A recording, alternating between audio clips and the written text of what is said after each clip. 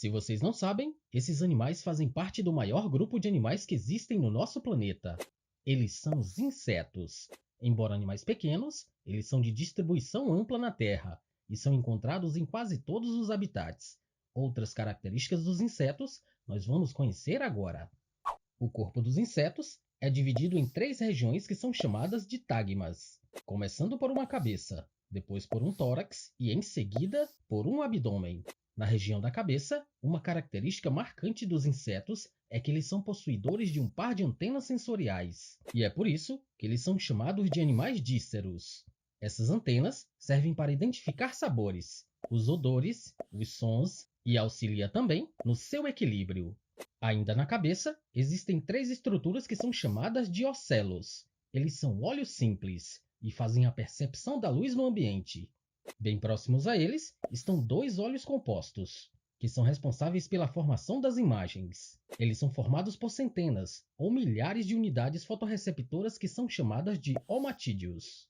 Situados também na cabeça estão os aparelhos bucais dos insetos. Essas peças bucais diferenciam-se de acordo com a alimentação de cada um desses animais, como, por exemplo, os aparelhos bucais dos mosquitos, que são picadores. O aparelho bucal das borboletas, que é o sugador maxilar, é enrolado abaixo da cabeça e serve para sugar o néctar das flores. Existem também o aparelho bucal das moscas, que são sugadores, e o aparelho bucal dos gafanhotos, que são mastigadores de vegetais. Logo após a cabeça, está localizado o tórax dos insetos. Essa região é responsável pela locomoção desses animais. Todos os insetos são possuidores de 3 pares de patas, que são adaptadas para os diversos tipos de locomoção.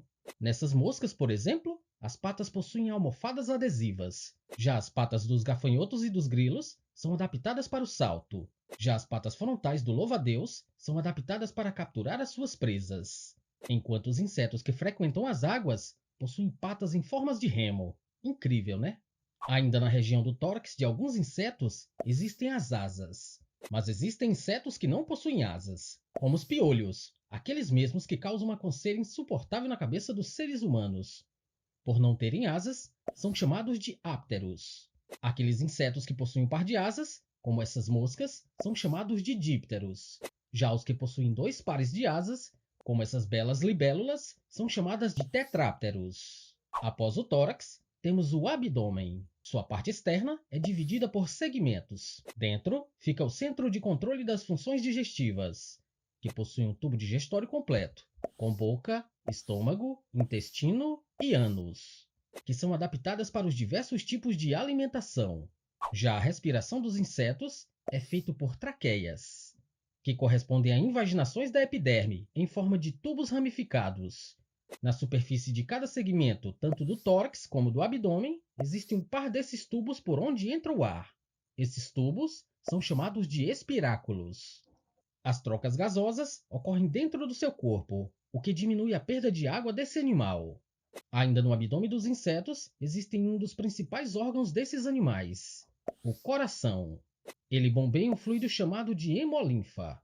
O sistema circulatório dos insetos é aberto, ou seja, a hemolinfa circula por um sistema de lacunas chamadas de hemoceles, banhando todos os órgãos internos.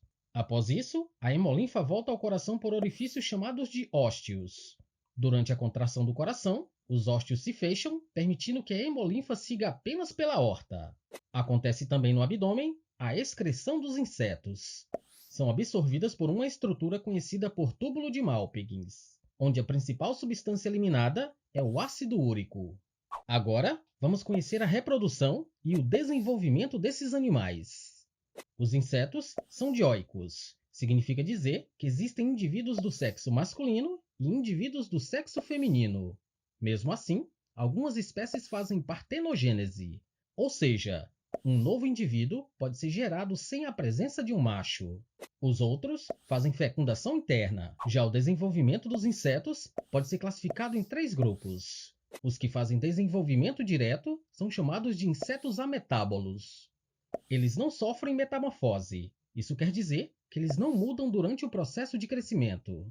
O indivíduo que nasce é semelhante ao inseto adulto. É o que acontece com essas traças. Os que fazem desenvolvimento indireto são chamados de insetos hemimetábolos e holometábolos.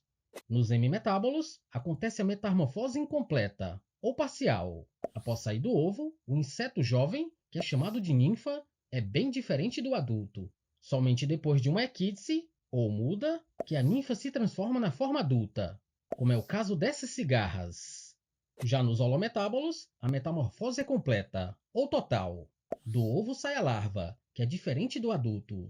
Daí origina a pupa, ou crisálida, sofrendo transformações até originar um inseto adulto, como é o caso dessa bela borboleta. Incrível, né?